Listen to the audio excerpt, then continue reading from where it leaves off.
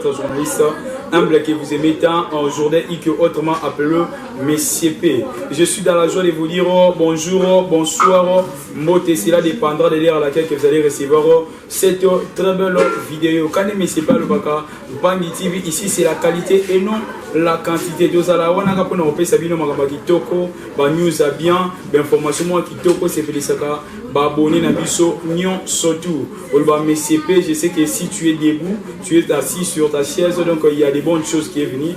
Mais biso déjà pour prendre mon malheur parce que aujourd'hui tous ensemble nous allons essayer un peu de partager sur un sujet avec un serviteur de Dieu ou Azana Plateau Nabiso, il y a un Bangi TV.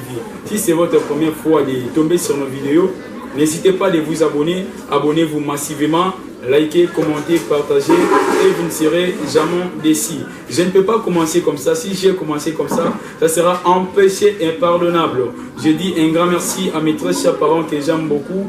Papa Oblako, Bekalo, l'homme de Dieu depuis Suède. Pourquoi pas à ma mère chérie, maman du cœur, maman Abbé Bekalola depuis Suède, la femme de mon papa Oblako. Sans oublier mon petit que j'aime beaucoup, Ephraïm, le mignon garçon de papa Oblak, Ephraïm Bekalola. Merci à vous, notre sponsor officiel, le pasteur Manassé Okito. Merci à toi, Gilles Panzou, pour la qualité immense Okito, Kopé Sangai, Messier P. Par le biso moni Messier P, batin, donc, Eza Kamermen, nous sommes Dakaka, Gilles Panzou. Et n'a pas bino ce qui est la première fois, commentez na yo. Abonnez-vous massivement parce que ici c'est la qualité et non la quantité. Là je vais demander à mon cameraman Gilles Panzou. Quand tu es en abisso moral, à mes campés pour penser dans plateau, abonner abisso à mon amour, invité nabisso ou à l'écran déjà awa. Tu es en plateau nabisso. Là je tourne déjà ma face pour dire bonjour l'homme de Dieu. Bonjour Monsieur P. Ah, bonne santé. Et très bien en Hollande Zambé. J'ai vu que Dieu fait grâce. Vivra toujours dans la grâce en Zambé. Nicolo, qui tourne et tout, ça me prend la santé, la terme mystique. Bon, dès qu'on a répondu à Rayo, tu vas nasser à tout gâté, et nous collons pas, tu vas quand on nasser la grâce en Zambé. Ok, merci l'homme de Dieu, pasteur Siméon. Je sais que vous avez bonheur de vous souhaiter que vous avez la sur Bangi TV. Mais ça va abonner bazo baki samara gabi. Les longs en amoni pasteur Siméon. Et na lingi à ça la présentation sur de se présenter les choses pour la deuxième fois ça sera une meilleure chose de bande de connaître sur bazo na mobile. Merci beaucoup. Abonnez-vous surtout à Bangi TV. Et c'est pour vous le pasteur Siméon Matondo, le pasteur responsable de l'église La Consolation aux Amis à Kinshasa, précisément dans la commune de Kimbansé qui est Pascal. Ok, merci l'homme de Dieu. Je crois qu'il va abonner à Nabiso, déjà présentation. Abonner à Nabiso, je sais qu'aujourd'hui vous êtes à là, ensemble avec le pasteur Siméon, tu peux partager sur la question Oyo, et je tourne ça va ensemble mingi, les chrétiens mingi, bazala na ba confusion sur la question Oyo sur ma camp Oyo, les autres partageons ensemble na bino l'homme de Dieu. Et pour ma question Nabiso, na lingina zo moi analyse Nabino ou beaucoup ça la première question Nabiso comment le péché est entré dans le monde, les sous les péchés et côté qui n'a comment. Ok, merci beaucoup pour votre question, Monsieur P. Comme nous le savons tous, dans la Bible est dans Bani, la Genèse, comme dans Zamani de Samukili, le monde était d'abord des activités, des bébés. Nous avons créé l'eau à créer et jusqu'à ce que nous avons fait ça là. Nous avons fait ça là moi aussi. Nous avons fait ça là moi pas de ici moi aussi. Et ça moi aussi. C'est là verrait un certain moment où il y a qui cocotte ça m'analyse à travers que le diable a joie qui forme nyoka des aki coco ça Ève moi aussi ou azalaki na kati les jardins dedans où tu y bien déjà et que Nanzela naïe avec Puta ou Satan a mis la clé na moi si na Ève donc à cause que Alia Mbuma ou Nzambe interdisaki et na kulia ou Alia Kiwana et ne parla déjà à désobéir ça qui déjà na voix Nzambe et ne parla de soumder tout dans le ok olobi ayaki koko sabango alo ayebisaki bango mensonge. Moi, j'ai lu dans la Bible, parce que nous sommes un journaliste, c'est pas la raté. Mais pour votre information, tu vois qu'après moi, j'ai lu dans la Bible quelque part, tant que Adam et Ève balient Bouma, Zambalobi, bino beaucoup mi peut roi banzambe le roi biso. Donc par là j'ai réalisé que les serpents avaient amené la vérité. Bon, merci beaucoup pour la question.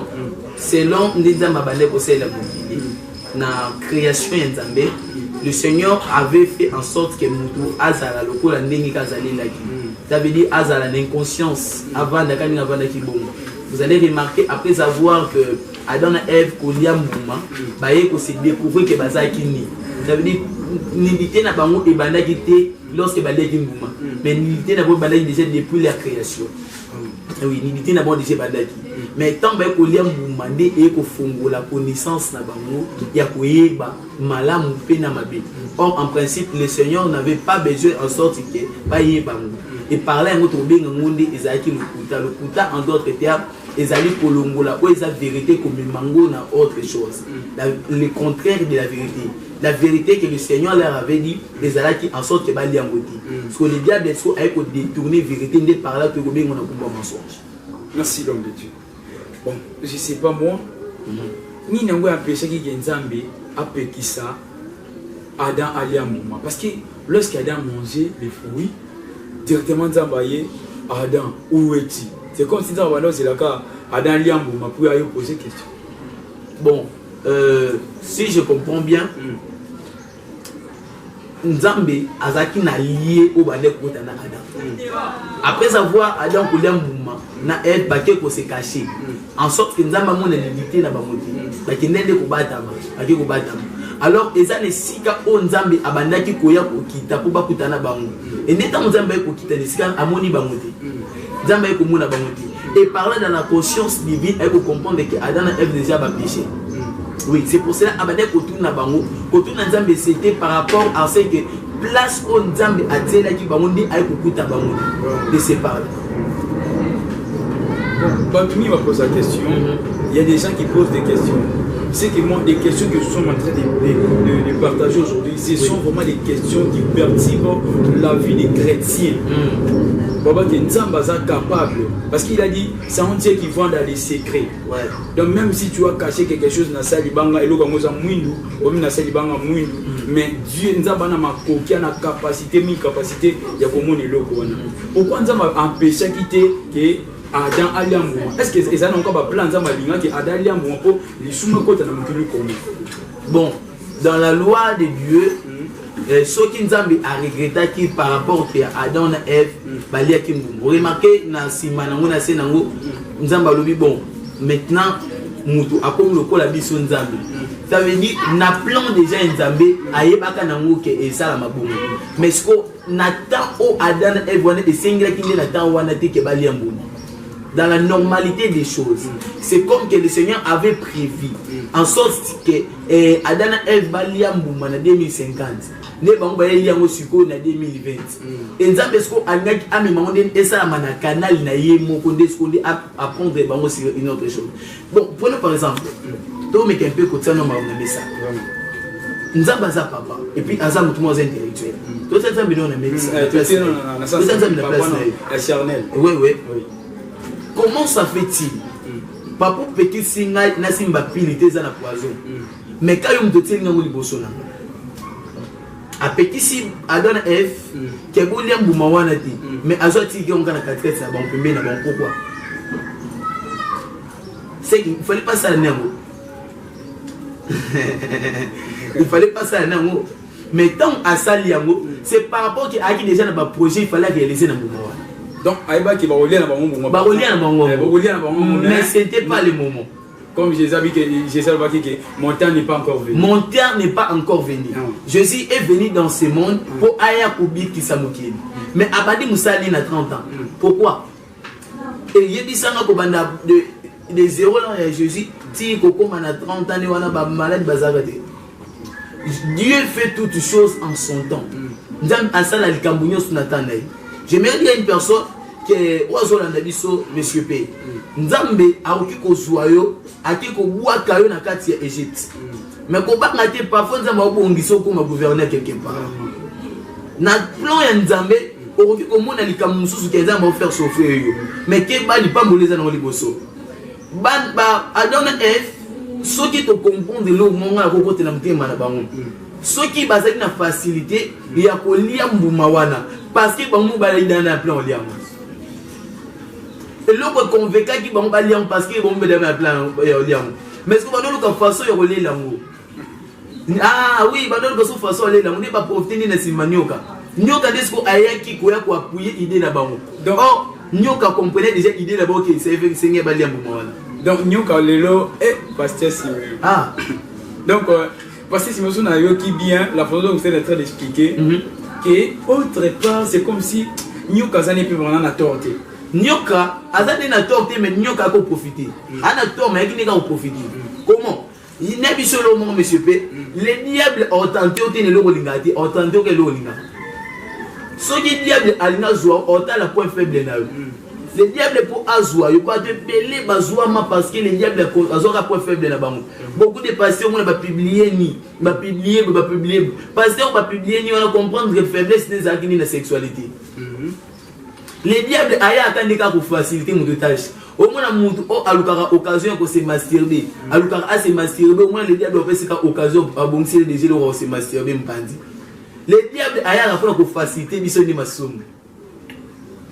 Yango mona Jonas tant Jonas alinga kende tant nzamba pesi mission ke Ninive o remarqué que tant nzamba pesi mission ke Ninive bato Tarsis pesa ki mpandi les diables bandeta pour faciliter tâche pour que a se détourner na voie nzambe c'est de même si les diables pour azwa Adam et Ève abande kokota na mtema na bango a comprendre que Adam et Ève bazali déjà na idée ya kolia mbumawana donc oui. C'est comme ça. Donc, Adam va proposer mon mouvement à résister à moment parce qu'il veut une idée. Merci. Bon, expliquez-nous, nous, Baboni, Bazola, Dabiso. Oui. Babi, quand ils ont mangé les fruits, les yeux de l'un et l'autre s'ouvraient. Donc, monsieur Fonoma qui a mis sur les est-ce que Adam et Ève, Bazaki va aveugle, pour ce moment aveugle, mon amour, on est bassi, Mbappé, Badia. Bazaki aveugle ou comment? Expliquez-nous, nous, Babi, les yeux de l'un et de l'autre s'ouvrir. Mission, vous avez mis sur les fonds. Bible lobby, un peuple qui marche sans révélation est un peuple qui marche sans frein. Cela veut dire un peuple qui marche sans révélation, qui marche sans frein, qui tombe en d'autres termes, qui marche sans frein, ça veut dire qu'il tombe un aveugle. Celui qui n'a pas la connaissance est un aveugle. Alors, en d'autres termes, tombe lui que les yeux et font moi mis sur bon fond. En d'autres termes, ça veut dire basu connaissance, ignorance, bazaki n'a. C'est comme ça en d'autres termes. Parce que l'arbre, on a bien l'arbre des connaissances du bien et du mal. Tant que lire ça veut dire connaissance na ba monde ce que font moi match par là. Et de par là ben aussi découvrir que bazaki une. Vraiment. Merci Pasteur Simeon, je sais que sur les points là, Baboni Nabiso Bazo CP a déjà dit mais CP tous les locs pour na Mambabu. Merci l'homme de Dieu, toujours quoi avancer, tout côté na musique dans la profondeur. Bisika bozi la to comment bandeko ya centre missionnaire la consolation to koma kaka. Oui. Babi tango moto Adana F basumuki bazalaki privé na gloire nzambe. Donc, pas c'est côté na mukili, masume côté na mukili. Il y a une personne qui m'a posé une question, mais pour que Mouta soit sous gloire en Zambie, et c'est na Mouta Salanini. La grâce de Dieu est favorable dans Moutunion surtout. La Bible déclare dans le livre de Jean chapitre 1, la Bible dit, il est venu chez les siens et les siens ne l'ont pas réussi. Mais à tous ceux qui l'ont réussi, il leur a donné le pouvoir de devenir enfants de Dieu. Nous tenons surtout à Bota Maman Nzambe. Vous devez savoir. To Bota Marabi Sonyo surtout Bananzambe. Mais to Komara de Bananzambe. Nous avons Maman Nzambe quand? C'est lorsque accepter le Seigneur Jésus-Christ comme étant le Seigneur et Sauveur. Nous avons un seul chemin où il m'a mis vers le Père. C'est ni qui m'a ni marié, mais c'est le Seigneur Jésus-Christ. Parce que Babi saute le yambié de au commun de moi Nzambe. Ça veut dire accès moko de permettre que yo obéngama le moi Nzambe. C'est en acceptant le Seigneur Jésus-Christ comme étant le Seigneur Sauveur. Le monde est maudit par le péché de nos ancêtres Abraham, Adam plutôt et Ève. Dans ma belle bomba salaki. Et Nzambe continue de la vie sur le dernier Adam, le second Adam qui s'appelle Jésus-Christ. Né aïkouya. Yé aïkouya juste pour corriger ma erreur wana. Aya pour que Nanzela naï à cause de l'œuvre de la croix. biso tozala sauvé. Ça veut dire mutu oyo a vivre quand le nom d'Inès comme une publicité. Il y a que ma bé au bana basala, c'est toujours le colonel. C'est toujours le colonel et puis aussi bien ma peine. Mutabota manayoka oka ezanateur moko mwana mwa bébé akufi mwana akufi asenata lisumuté mwana batu ange batu asenata lisumuté akufi. Est-ce que banu babota bébé abota madana na asaka un jour est-ce que bota azapena azan lisumuté ça bon. David Alobi, dans le livre de Psaume chapitre 51, la Bible dit voici, je suis né dans l'iniquité et ma mère m'a conçu dans les péchés. Cela veut dire qu'il y a un péché qui existe, qu'on appelle le péché transgénérationnel. Les péchés transgénérationnels, ce sont des péchés où ma papa n'a pas sur ma salle. Ma papa n'a pas sur ma salle, il dit qu'il a dit qu'il a dit qu'il a dit qu'il a dit qu'il a dit qu'il a dit qu'il a dit qu'il a dit au botami pe masumu wana etikali na yo mwana akoma purifier ezate ka lorsque ton abota mazali sumu parce que moi ton abota manona boso ton abima kwa ni mwana lela ton abota ma parce que lela pourquoi parce que na monde o bale ko vanda azaki na idée ay ko lela parce que kota na monde o ya masumu. Merci, parlons de cet homme Jésus-Christ, l'homme de Galilée. J'aime ce nom, hein? Jésus-Christ. Tu me capes pour le sur Jésus-Christ. Oui. Babi Jésus-Christ a balaté à Botati. Est-ce que Jésus a balaté à Botaki ou Ayaki Gossala mission à moi Boaki et son ana chéri et comme elle a tellement bonheur s'occuper à moi si tellement bonheur s'occuper n'a pas nos biens et ça vraiment. Bon, c'est une bonne question. J'aimerais vous répondre en vous disant tout péché est un péché, mais tout péché n'est pas péché pour tout le monde. Bandé n'a pas na comprendre bien te mika ko bandé là on a la caméra hein t'as la caméra bandé là on d'accord na lobi boy na mutu ça zo là tout péché est un péché, mais tout péché n'est pas péché pour tout le monde. Expliquez-lui son mot. Cela veut dire en d'autres termes les sous-mounions sont des arnaques les sous mais les sous-mounions sont toutes des arnaques pour la batunion. Nzambe wana o apekisi na biso tokinda va basa bandumba te mais c'est lui-même le même Dieu atinda un prophète a qui ne vous sa ndumba te balai.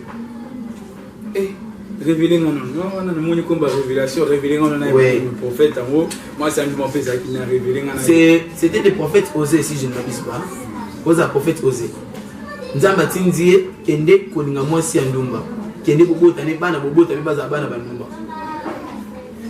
Oh ah est-ce que pasteur Simon magamani za makasi nzamba pisa révélation te na place na ko comprendre na écriture on a parce que ya na temps mon Jésus bana côté ya pour Jésus kana 12 disciples kana baki ke ba musa quand ça ba journaliste ba sambela te ba ki pa bible te nga ki pa bible Jésus kana 12 disciples te azana ba disciples belé mais il y a qui ko arriver na temps mon Jésus bani ko enseigner bango asi bango il faut bolia nzoto nanga pour mira makila nanga ba disciples musa bi non enseignement est très fort et le qui dire to comprendre ngote basani baki na bini ngape révélation on a penza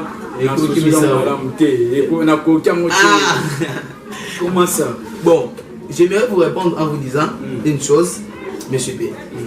Dans le Bible, que tout péché est un péché, mais tout péché n'est pas péché pour tout le monde. Dans quel verset biblique au copé sanga, au péché ça que mon bal a kokata soukité? Et qu'on retient le Bible, mon bal l'union sous fakata soukité. Mais pourquoi ça me soit à cause de qui a problème de banza? C'est parce que une chose vous devez savoir que Nzambe tant atinda ka ba serviteur ne ana mukili mutu nyonso tu azanelo ba bengi interdit et pas naé et cause à eloko Nzambe dit yo sala o yo o ko sala te. Est-ce que vous comprenez monsieur P? Non comprends. Oui, Nzambe atika ko condamner te no ina mena masanga. Mais nous avons une langue pour passer un verset Paul dit ne vous enivrez pas du vin. Mais ceux qui nous ont mis c'est parce que nous ne sommes pas Noé au milieu de la Sangazamba contre un côté. Oui, mais ils sont pas Noé contre un côté. Parce que nous sommes à quoi ça mène le cobo. Au moins nous sommes à quoi ça mène le cobo. Mais parce que nous avons appuyé parce qu'on a passé en soi l'imbécile. Je n'encourage pas l'impudicité, mais je le dis à haut et fort que tout péché est un péché. Tout péché, mais Mais ça, accès à la vie, mais ça, dans la question que vous m'avez posée, pourquoi Jésus-Christ a été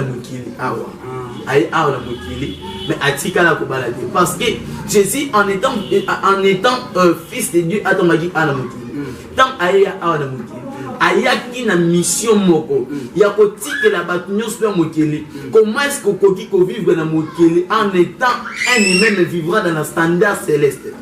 Frère, cela veut dire ozo vivre à na mokeli, ozo vivre le ko la bato mokeli parce que la Bible dit nous sommes des pèlerins to le kanana mokeli ko. Oko pe na mokeli o potiki record ya olinga moi simoti. Oko tiki pe mokeli o tiki record moko ya ko déranger petit ya omina pe masangati. C'est possible de le vivre en étant un humain, le quoi, parce que je dis que je suis mais à titre de la façon mon côté pour vivre dans mokili toujours vivre le quoi bateau mokili mais le coup la bateau mokili désir mokili ça bisoti. Et puis une autre chose je peux vous répondre facilement, c'est parce que Jésus-Christ a arrivé dans la mission de moi c'est moi mais à titre de moi c'est moi et à se préparer baba dans les karaté. Ah, pasteur Simon, tika bongo yebisa. Oui, moi ça tika pour les églises. Vraiment, là c'est une révélation. Donc moi bi jeune pasteur bani magamba boy. Vraiment.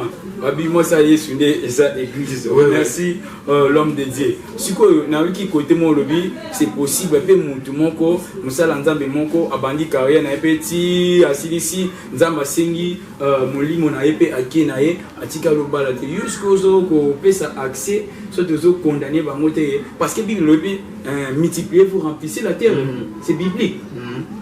Yobi ki ba pasteur bon pasteur musabi ah merci pasteur sino edengo suninga na bala lisute na zakuna magaza ko balo lo bibomo na bala lisute. Est-ce que ça possible vraiment? Mais quand peut ko bomisa bisika na mala ka ba bomisa te to na za clair na bibwe po da lobi ya o amoni a bala na ide avani pananga za mbe de sunite avani pe ko la nga exemple de sunite. En d'autres termes, je m'aimerais vous dire une chose. Le mariage c'est une bénédiction. Mais pour la balle à pas moment tenir les balles. Alors peut-être ce qui Nzambi a destiné à yo kubala, ce n'est pas un problème. Multiplier pour remplacer la terre et ça va tout peut se multiplier, va se remplacer la terre sans même que babala. Donc il peut multiplier pour remplacer la terre selon la Bible. Allez faire toutes les nations mes disciples pour gagner mes âmes. Ah pasteur Simobi, parce que nous beaucoup moins barré biso comment sauter biso quoi vous n'avez pas on a mis multiplier remplissez la terre bien manqué hein il y a bon et si libété albara je tu sais li bobongisa mabele wana ça veut dire en d'autres termes que Tozawana qui ne peut gagner aussi la nation, c'est aussi remplir la terre. En d'autres termes, la terre c'est aussi l'église. Et le but sera appelé terre épouse. La terre peut aussi représenter l'église. Pour essayer de multiplier l'église en Zambie. Ça peut être aussi le cas. Mais bon, je ne condamne pas mon temps pour parler. Vous pouvez vous marier. Ce n'est pas un problème parce que c'est la volonté de Dieu. Ok, pasteur Siméon, Yébissa pasteur Moko Oana Balité, mariez-vous, c'est important. Pasteur Bala et aider au ministère de la stabilité. Bala vraiment et aider dans la tentation, papa Bala.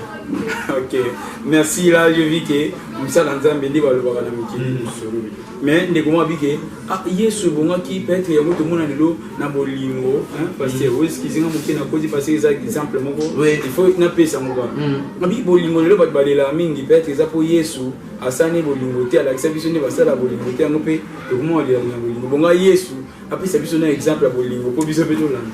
Oh, j'ai dit qu'il y a un exemple de bolingo makas. Te bolingo na côté pasteur Simeon côté okina. Bolingo penza ya papa na maman.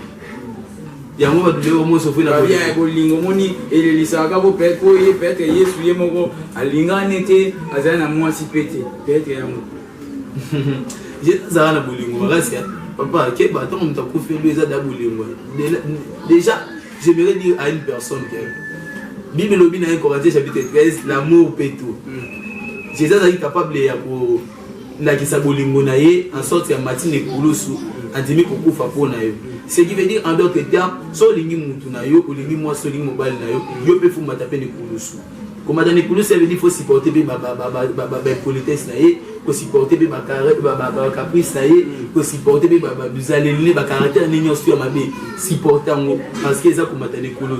So les aux ana moi si moi confortable, dis-moi bonio comme anaye, dis-moi bon mais maman les couloirs. C'est ça exemple qui est plutôt vivre dans bonio. Donc un exemple mais pasteur maman m'a posé ma question. Avec exemple mingi moni na Bible pour que muta recevoir même Saint-Esprit, il faut na kocha na sepela mpanza na mpanza. Abi baptême ya mai et ça na moji c'est formalité. Tout ça là moka pour que Jésus passe ça mais il y a moi on appelle ça il y a moi cause on a une raison parce que nous comme na bolingo pour Yesu peut être ça ni bolingo penza te que na moi si na bana ndako peut être ça na répéter ya moi ça là bon tout le monde qui va baser na besoin que Jésus a avoir exemple ya bolingo il y a bolingo pour musicien mon pas yemba ngwa na otanga komote hein un homme de Dieu wana musicien mon pas yemba avec Yesu yemo appelle ça biso exemple te soit peut être exemple na bolingo et ça va bien. So par exemple bolingo ba kende na cantique des cantiques bon mona Salomon na lokumbisa nani moi si mona exemple bolingo za wana parce que Jésus a kola da so forme Salomon comme ça moi sur l'église au mona après exemple bolingo ndeni comme ça moi si exemple bolingo za makasi wana dans na cantique des cantiques wana au mona vraiment je me souviens quand on a qui fait mon qu'on na classe hein ba tamo to za na élève na mona na cantique des cantiques vraiment faut ça mon centre ensemble na cantique des cantiques na et bomba makambo oui merci l'homme de Dieu na bandi na point wana to comment vous sauter hein to zonga place to bana ko lubila pour que mon toit à la sauver il faut à ça la nini na me pousser ba bana ndabiso ba quand on va te sauter toujours question je vous avais dit une chose, Jésus-Christ est la porte et la seule et l'unique porte, je peux insister, pour que tout soit sali. Il n'y a de sali en aucun autre nom si ce n'est qu'au nom de Jésus-Christ. Le nom de Jésus-Christ est un privilège pour payer sa mélodie. J'aimerais dire à une personne, qu'elle se souvenir que papa n'a eu, ton maman n'a eu, ton décolo, ton bal, ton mansi n'a eu.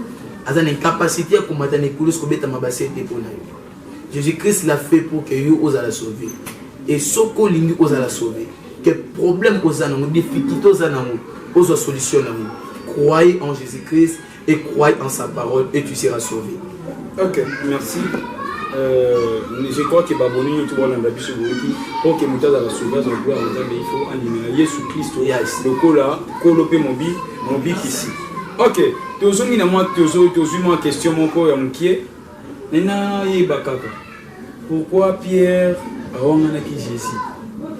Est-ce que c'est parce que Pierre n'avait pas le Saint-Esprit ou bien le quoi est sur le que Pète le yogo wanga na ngamba la misatu yango ekokisama ki bongo pour que écriture ekokisama parce que Dieu n'est pas un homme pour mentir ni un fils de l'homme pour se repentir donc ekokisama bongo pour Jésus le baki. Bon, on va répondre de deux façons, mais première façon, je peux vous répondre en vous disant, parce que Pierre, et le message que Pierre a envoyé sur la première des choses, j'aimerais vous dire, c'est parce que ton cause en a des sauveurs qui n'ont na croix tous en a des sauveurs, il faut tous avoir un sauveur. Cela veut dire en d'autres termes, ceux qui Pierre a envoyé sur terre, na figure il y a Jésus, na Pierre n'est pas pour Kanaka. Banya bazo pia fi ba meme ne kulus parce que to bande ko tuna ibo mu yobo zakane ezai pour basale ba kanyi ba me mai oh Jésus Christ qui passe à le seul sauveur c'est pour ça que pia ka wangane donc Pierre ko ku fa pour la machine abo ku fa te pour la biso parce que so ko fi pour la biso doit tirer la clé d'église azaki. Oh c'est très profond vraiment c'est très profond. L'homme de Dieu. Oui. Ah, passer c'est moi qui Dieu vous bénisse. Merci beaucoup. Ok, merci. Ce que Zongi Malamu, parmi les 12 disciples, Jésus aimait trop Jean que Pierre. Au contraire, c'est là qui Pierre va nous copier ça Jésus mais Jésus affectionne va nous copier ça moi pas Jean. Ni nyongo ça là que Yesu a la clé, ou il a payé ça na moto ya lingaka. À longo pas appeler ces gens qui m'appellent Pierre. Qu'est-ce qui a fait qu'appeler ça Pierre? L'amour, premièrement, je vais vous répondre de deux façons. L'amour, non, on a quatre noms physiquement. L'amour, ils ont coupé ça, n'amour oyo lingalate. Ils ont coupé ça, n'amour oyo lingalate. Deuxième façon. La deuxième façon, c'est pour vous dire une chose. C'est parce que Jean, son appelle si clé, il est au même moment qu'on a la révélation d'Apocalypse. Mais son appelle si Pierre, église et aux abattis na Pierre, église et aux abattis na Jean. Pierre et nous la salibanga. Abi Pierre sur toi, je bâtirai mon église. On ne bâtit pas une église dans Babylone, mais on bâtit une église dans une pierre pour qu'elle soit affermie. Pourquoi? Parce que Ezaki Mkolomoko, comme Jésus-Christ a coûté une potion à Pierre. Un jour, Jésus a coûté une potion à Pierre. Avec Pierre qui m'a bien Simon. Abi Simon, Satan vous a réclamé pour vous cribler comme les froment. Mais moi j'ai prié pour vous, en sorte que lorsque tu seras affermi aussi tes frères. Affermissement en d'autres termes, venir et ça comme ça me fort. Abi on assemblée là qui pour pourquoi l'assemblée qui pour parce que la destinée céleste. On peut donner la clé à Simon mais on donne la clé à Pierre. Parce que Simon a la facilité pour cribler et pas Satan. Mais Pierre a la facilité sur les clés à côté les maliposo, il y a battu sur le temps de parler là, il y a Télémi à gagner 3000 âmes dans Malamoko. Oh, c'est là. Et là, on sous papier ça qui Pierre clé pourquoi? Parce que arrivé mon colonne sous Pierre en agent pour le maliposo, il y a paralytique. Jean a Télémi liboso na Pierre, bâti côté à la porte, il y a la belle. N'attends pas, toi, pas au côté. Et balo, Jean a tout une question. A tout une Osana besoin ni paralytique à lobby nazana besoin de faire ngambon et na bango mi parler mutu a lobaka ke téléma ezaka gentil même dans le bar ezaki na Pierre parce que porte ya kokota na kati ya église ezaki ndi na maboko ya Pierre parce que Pierre nda bale ko détenir clé ya kokota na kati ya temple parce que nous devons détenir porte église église. J'aimerais dire à une personne que Pierre pourquoi a sorti clé parce que yindi mtu anaza les sel apôtre a tellement pas gagné 3000 âmes. On est PC mais intelligent et PC qui ont la révélation d'Apocalypse.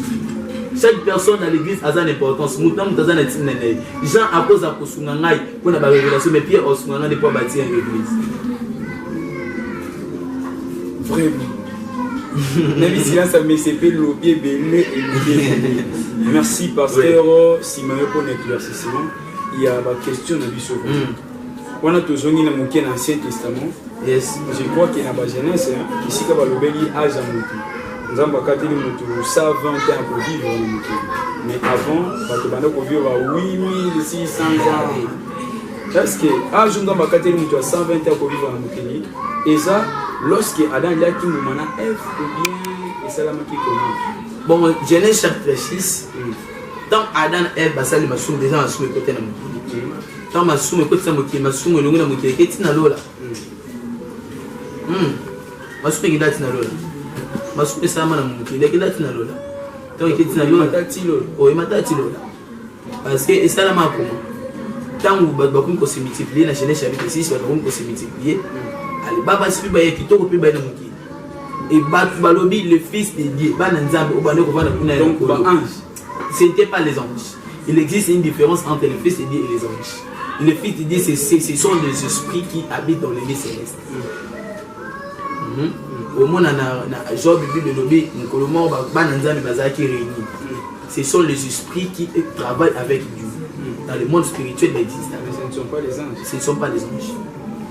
Alors, les esprits qui vont dans les couloirs, bamoni bana batu ana mabele baluli bam or convoiter déjà c'était un péché ça veut dire le le moins qui commet d'être là baluli bana basi si ko bazaki ana mabele ba ko kita awana se nde ba ko s'accoupler na bango ba ko bota ba géant et ba géant ba commencer à mabele par là nzamba lobi mon esprit ne se reposera plus sur l'homme il n'est pas là avec 4 la moto ça 20 ans. Vraiment merci à l'homme de Dieu. Je crois que nous chutons déjà vers la fin. Oui. Je pense que nous avons déjà MCP. Nous chutons déjà vers la fin. Dans tout ce que nous avons de dire, la question de poser, le message ni le groupe Sanaba ensemble nous surtout voilà de. Si je comprends bien, j'aimerais dire à une personne au Azola Nabiso n'a pas une TV média. Nabisa yo lo moko sur des choses. Déjà plus en ce qui concerne les péchés, en ce qui concerne les clés, on a appelé ça qui n'a bien. Il y a des choses qu'on a expliquées, on a une révélation. Les amis, nous tournons surtout au alongwa canalisum, on a appelé ça qui est clé. La clé, on a dit que ce qui est lié, c'est la terre. Sera lié dans le ciel. Cela veut dire avant que Maramou Ezouama ma acte pour la loi, il faut lier non à ma belle. To lier à ma belle en cause ya maluba na biso. Makambo so désir à ma belle. L'eau la paix d'accord dans mon pays quoi pour dire. Alors, si on a clé à succès na yo, on a clé céleste, on a clé wana, la première des choses, abandonne les péchés, crois en Jésus-Christ et le Seigneur ne manquera pas de te bénir. Ok, merci l'homme de Dieu. Dédicace na yo, toi personne. Ok, merci beaucoup. Merci à Pangi TV Média et merci à MCP. Merci à Papa Gilles Panzo, le grand caméraman. Et je remercie aussi ma famille, l'église de la Consolation, mon père Mwanza Matondo et ma mère Dada Atouni, ma fiancée Excellence Yassonama. Je remercie aussi mes fils spirituels, Elie Kouya, Exosika Bouikou, Emmanuel Ikwapa, Gladys et vous tous, je vous aime énormément et que la paix du Seigneur vous soit du partage. Zamba Pamboulayo Pamela, et Zamba Pamboulayo Batunion, surtout vous la Nabiso, et vous s'abonner encore plus dans le Pangi TV.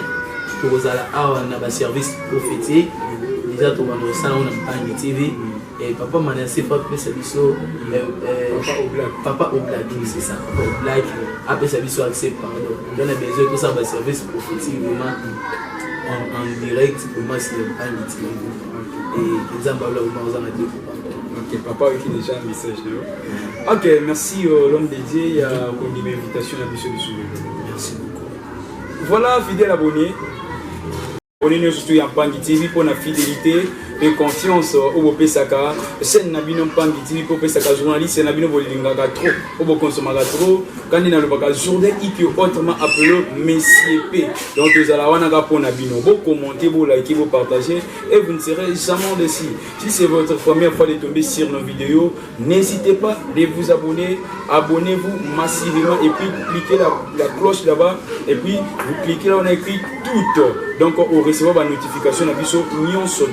Et ce que c'est là qui a une émission il y a jour à l'élo, il y a un des mots que c'est ici mon papa que j'aime beaucoup, papa au black l'homme de Dieu, depuis Suède mon papa au black de Kalola, sans oublier ma mère Syrie, maman à bébé Kalola la servante de l'Éternel, pourquoi pas à toi mon frère que j'aime beaucoup Ephraïm Bekalola. Merci à vous l'ancien Olivier Maillé l'évalué, c'est lui qui est notre conseiller juridique de Pangi TV au niveau des Suèdes. Pangi TV, les fans d'Akimia Bodonko, c'est grâce à notre conseiller juridique, ancien Olivier Mayele. Merci à vous, notre sponsor officiel, les pasteurs Manassé Okito. Merci à toi, mon cordon divine Kabia Bakabia. Moi, je l'appelle la femme forte, une femme qui aime son travail plus que la nourriture.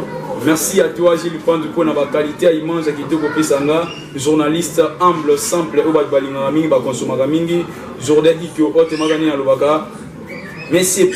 Merci à Bandekognon, surtout il y a l'église au centre missionnaire La Consolation à Kinshasa. Merci MCP, allez la bienvenue à trop. Merci ma frère, nous sommes sœur, nous tous. Au besoin de soutenir le pasteur Simeon Amoussala Nzambe et Ken Liboso. Je vous aime tellement. Merci à toi, mon frère Ardila. Ça ne peut pas oublier. Je ne peux pas oublier. Merci à vous, Excellence. Diasona Balobi, une femme une femme vertueuse, celui qui trouve une bonne femme trouve le bonheur. Papa Simeon déjà a trouvé bonheur côté maman Diasona. Merci à vous, je vous aime, il y a trop. Beaucoup commenter, liker, des alacabos, partager, ça sera une meilleure chose. Même si je quitte notre plateau comme ça, il va s'effacer. Merci à toi mon ami que j'aime beaucoup. Dorcas Loké, autrement je l'appelle là. Dorcia, une fille à la taille des Françaises. Mais c'est tellement énormément. Merci Nabino pour commenter, pour aller liker. Moi, votre journaliste humble, simple et que vous aimez tant. Je vous dis déjà bisous, au revoir, bye.